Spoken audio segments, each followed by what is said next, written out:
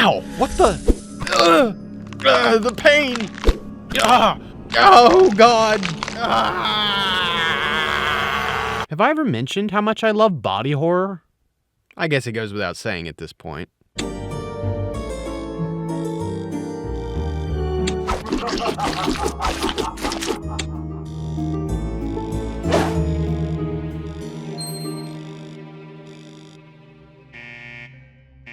When I first heard that they were going to make a Fallout TV show, I was immediately on board. Being a longtime Fallout superfan, how could I not be? As someone who spent an absurd amount of time playing Fallout 4 and Fallout 76, I always saw the potential for a cinematic adaptation. Fallout is one of those properties that just seems to resonate with everyone, and the Fallout TV show is a perfect example of that.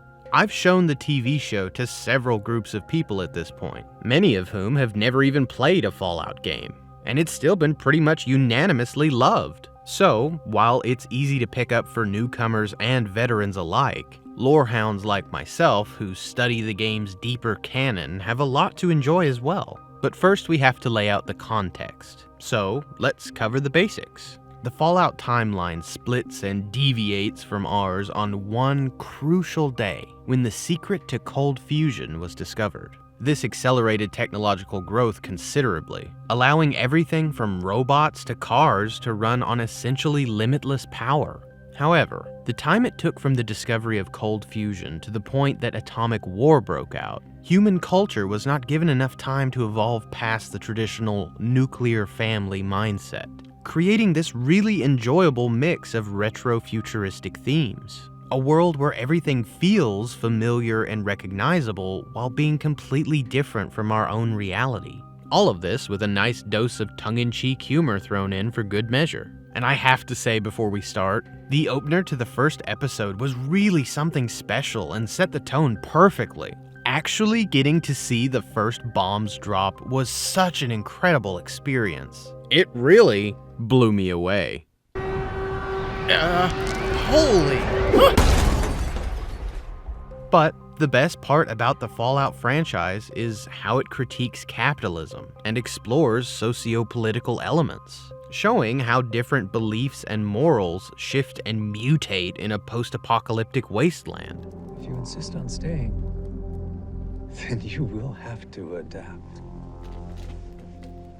The question is, will you still want the same things when you have become a different animal altogether? This is why it has always really upset me when people say that politics should stay out of video games. Politics are a part of everything we do and motivate every decision we make, whether you actively realize it or not. Removing politics from games and media just removes the soul of whatever that project is. Can you tell how much I love politics and philosophy? Let's start off by examining the factions and the characters within the show. The easiest to explain would be the Brotherhood of Steel. This military group's central goal is to find and take by force all pre-war tech in order to prevent further harm to the human race. However, they disregard the possibility of using this technology to improve the living conditions of wastelanders, and use what they find only to help grow their own faction, and kill anything they deem abnormal to their borderline religious views. Just killing everything that doesn't fit their worldview, regardless of if they're non-feral ghouls, peaceful super mutants, or whatever. And while I completely and utterly despise this faction, you can still make the argument that they help the wasteland by killing genuine monsters and taking powerful weapons that would otherwise fall into the hands of violent raiders. Although, arming a bunch of racists with weapons isn't much better than raiders, if I'm honest. But the political elements of Fallout are the heart of what makes every faction in it fun. Every faction embodies a different way of life and differing perspective. And the best thing is, the TV show truly understands that. What happened? It's the same thing that always happens. Everyone wants to save the world, they disagree on how. That line is basically the core concept of Fallout in a nutshell. This is how, no matter who you are or what you believe, Fallout taps into your views. In Fallout 4, the faction that was the most unlike the Brotherhood was the Minutemen, a faction that vowed to help the people at a minute's notice, and focused on making the lives of everyone in the wasteland better. However, much like the Brotherhood, they had their own flaws and pitfalls as well. All factions do. Mostly by being pushovers who could easily be taken advantage of, and never having any resources. You literally had to rebuild them from the ground up. And for the record, the faction that I always sided with was the Institute. I mean, who did you think I would join up with? A bunch of mad scientists hiding away underground, making super advanced robots to replace people? I never stood a chance. But point being, everyone's ideology is included in Fallout's world, with lots of shades of gray thrown in between. So while it does still annoy me that Bethesda remains obsessed with the Brotherhood of Steel, their faction's addition to the TV show brings in a valid perspective that represents how some people would react to the wasteland. That being said, I do find the Brotherhood incredibly dull and uninteresting. They are just a dumb military faction at the end of the day. And Maximus, the Brotherhood character that we follow, embodies Brotherhood traits a little too well, unfortunately. He's obsessed with power armor, and when he gets it, abuses its power. He's very simple-minded, throws a tantrum when he isn't promoted, and is very quick to violence. And while all this doesn't exactly make for an interesting character, it is true to who the faction is at its core. But as for Maximus himself, admittedly there is some subtlety to his character, whose portrayal almost gives the impression that he may be part of the Brotherhood merely because there's no other life he's ever known, which makes sense due to his indoctrination into this lifestyle from such a young age. However, this isn't the only faction that's been adapted accurately. Vault-Tec, one of my absolute favorite organizations in the Fallout franchise, are exactly as immoral and profit-driven as I always pictured. Our vaults have the resources to survive for centuries. Meanwhile, our competitors, every other human who isn't us, will be dead on the surface. Because after all, what is the ultimate weapon of mass destruction? Time. Time. Time is the apex predator. And in the event of an incident, time is the weapon with which we will defeat all of our enemies. That is how we will win the great game of capitalism, not by outfighting anyone, but by outliving them. We have over 100 vaults spread across America. Enough for each of you to claim several, where you can play out your own ideas for how to create the perfect conditions for humanity, whatever you want to do. No one needs to know. What about using a vault to develop a super mutant soldier, using illegal immigrants? We could pump psychotropic drugs into the air supply. We could separate parents and children, and only the smartest kids reach adulthood.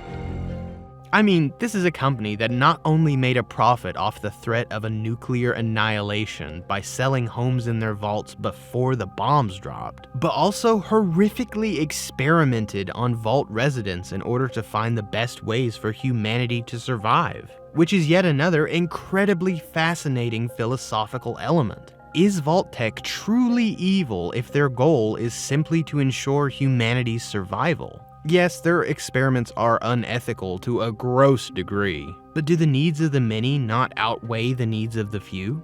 Isn't the continuation of our species more important? It's a really fascinating thing to discuss and debate.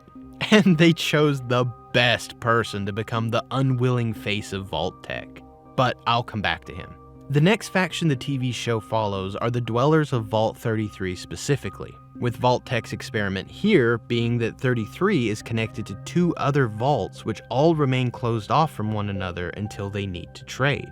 The three vaults periodically trade goods and people between them in order to stay alive and keep the gene pool diverse, which on its face appears to be one of Vault-Tec's tamer experiments, until you learn the truth. And I have to say, the mystery elements at play in the vaults work extremely well, oftentimes even echoing moments from the games. But again, the best parts of the Vault subplot were the socio-political elements. For example, when Vault 33 is invaded by raiders that are later captured, a meeting is held to decide what they should do with them. In this scene, it's clearly shown how the Vault Dwellers, having been kept in a sealed bubble for so long, have no idea what they're dealing with.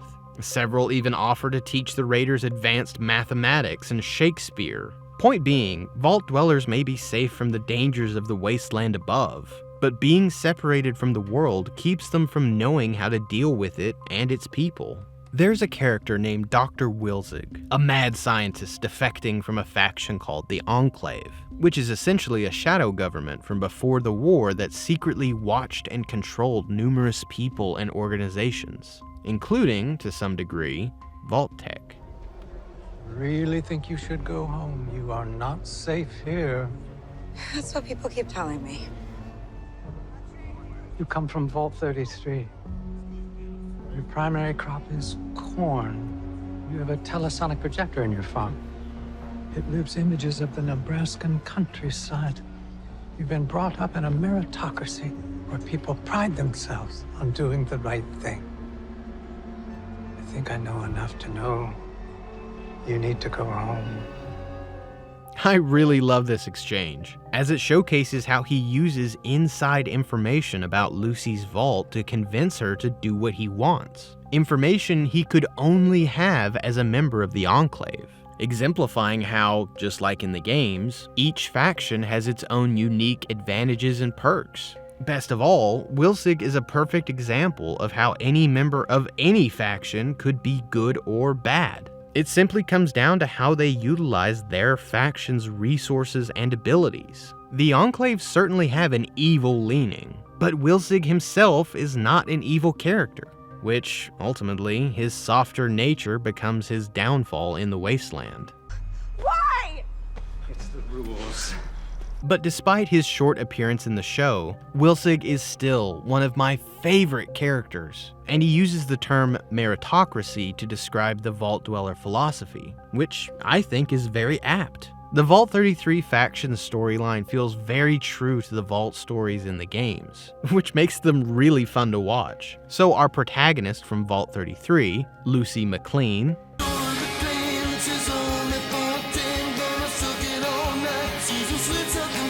is far more interesting to watch than Maximus. Lucy is a dweller who leaves the safety of her vault and travels into the wasteland in search of her father, which may sound like a familiar plotline if you've ever played Fallout 3. Yet another very cool reference where, if you know, you know. But Lucy exhibits all the traits that we've come to identify vault dwellers by. She's naive, far too trusting, and utterly unprepared when it comes to the ways of the wasteland.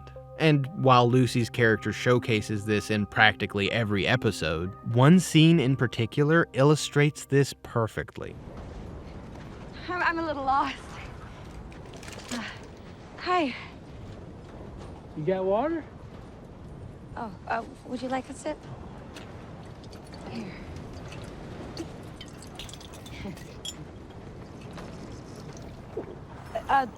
Sorry, sir, I need that. Yeah, me too. Thank you.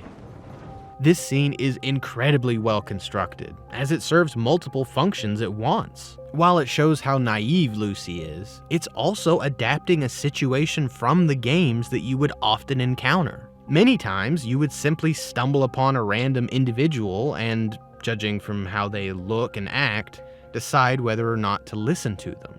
This scene, for me at least, was very tense, because you have no idea if this person is hostile, crazy, or just some guy trying to survive.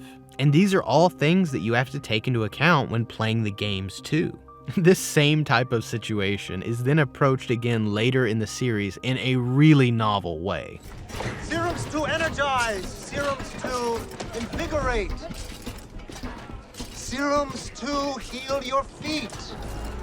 Foot healing serum. Serums that will make you grow an entire new foot. Baby. Our characters ignored this strange dealer in the market based on how he looks and behaves. thinking he's just a con man ready to take advantage of them. A reasonable enough assumption. Until later when the snake oil salesman actually uses a serum to heal someone's foot. Okay, let's get started.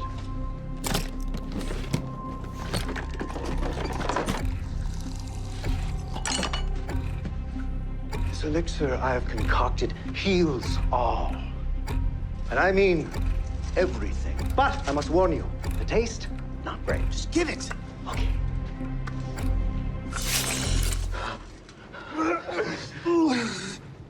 But the results? Yes, the results.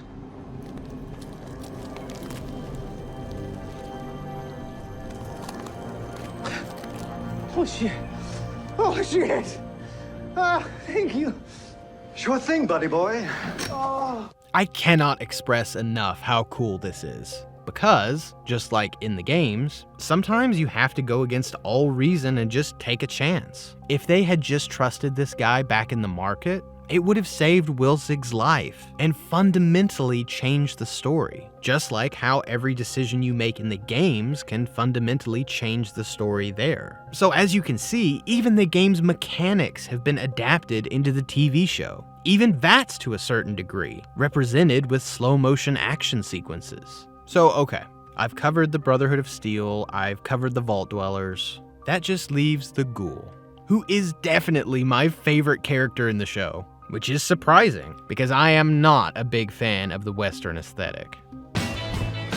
This country stuff is killing me. And yet, Walter Goggins plays this character with such talent and charisma that you can't help but love him. Yeah, now somebody made a run from the Enclave. Oh, what makes you think I'd give a good goddamn about that? He chews up every scene, and honestly, he stole the whole show.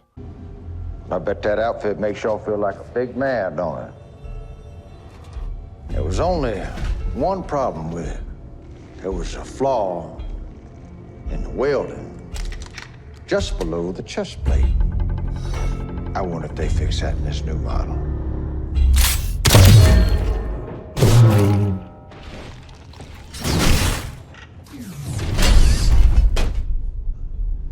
I guess not. The choice to make a ghoul one of the protagonists was such a smart move, as ghouls have always been one of the most interesting elements in the games. And the show even takes it a step further, by explaining for the first time ever exactly how ghouls turn feral. Martha. My name is Martha.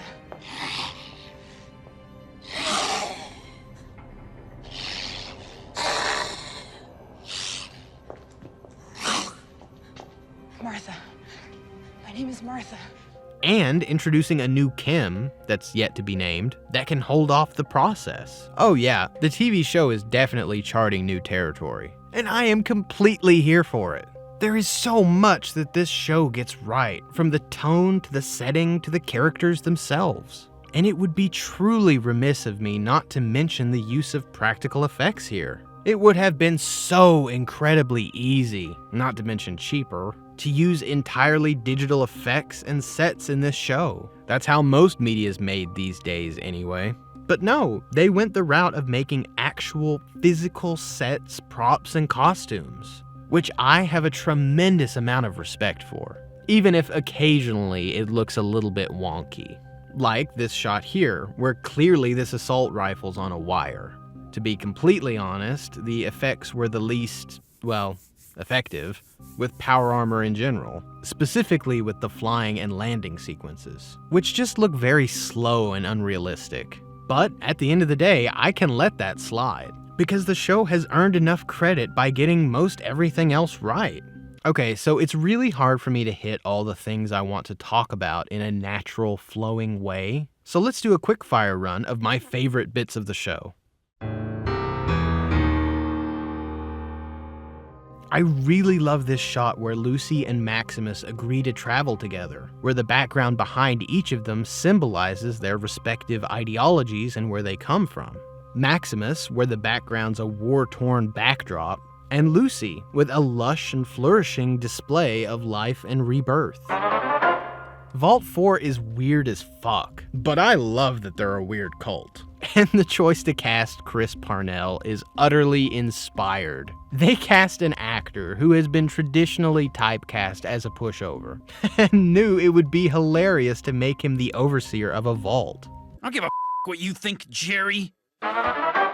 The scene where Lucy frees the trapped people in the Super Duper Mart is really awesome, because it felt a lot like the decision you would make at the end of a quest in the games. I can practically see in my head the speech check to free prisoners or free all prisoners. She must have high charisma. The idea to show that power armor without a fusion core can become your tomb is really cool. What a haunting concept. And that immediate cut to the title left me positively claustrophobic.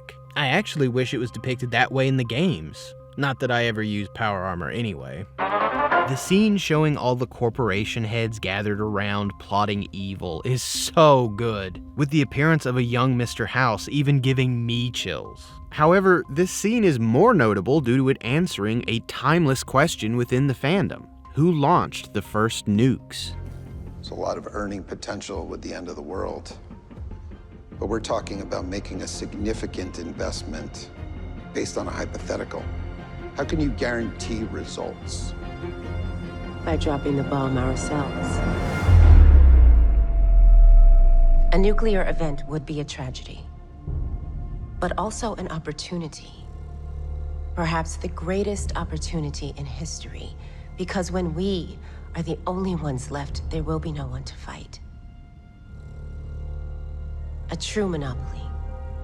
This was a massive revelation. I think it's an incredible twist. In the end, it wasn't the Americans or the Chinese who started the war. It was Vault-Tec all along. Not only does this line up with Vault-Tec's evil, profit-driven ambitions, but it also represents how our own capitalistic system can become our ultimate undoing. Ma June is a delight. Her parts always make me smile. The vaults were nothing more than a hole in the ground for rich folks to hide in, while the rest of the world burned. We vault dwellers recognize and are grateful for the privileged position we were born into. And you know what folks up here say about the vaults? what? Fuck the vaults. What a great character. Another great scene between two of our main characters is when Maximus confesses to Lucy that he's lied to her about who he is, and in fact, let the person he was sworn to protect die. And despite all this, Lucy still offers a place in her vault for him. I found this to be really powerful, as it symbolizes how, no matter what horrible things you've done in your past in order to survive, there's always hope for forgiveness and redemption. It also reflects the Vault Dweller mentality, as they've already shown earlier that they believe no one is beyond saving.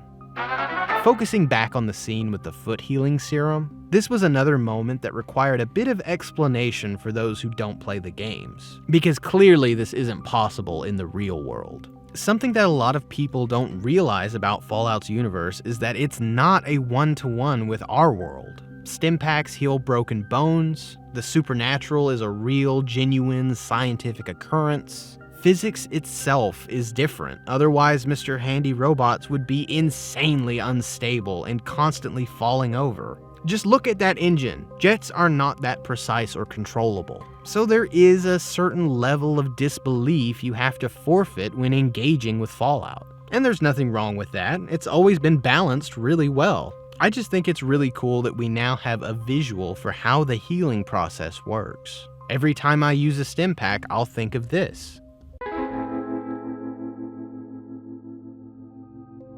In conclusion, the Fallout TV show has an insane amount of talent and love behind it. And while it is a bummer that Bethesda chose to team up with Amazon, the closest real-world equivalent evil to Vault-Tec, I have to admit, I know when I'm beaten, and I can't deny the quality here. This series is true and authentic to the world of Fallout. every episode is satisfying and holds a great deal of rewatchability. Not to mention that the way they're creating wholly original ideas and choosing to space out fan service moments, like, hey, that's a gulper, or hey, that's the Enclave, means they're not burning through the source material too quickly. They could have just thrown everything at us at once. Super mutants, Mirelurks, Protectrons, you know, all the big icons. But they didn't. They're very clearly pacing themselves. So this show could, conceivably, go on for quite some time. And personally, I cannot wait to see it. Let's just hope the world doesn't actually end first. Alright, that just about wraps it up. I hope you enjoyed the video, and if you did, be sure to hit that bell down there. It would really help out the channel.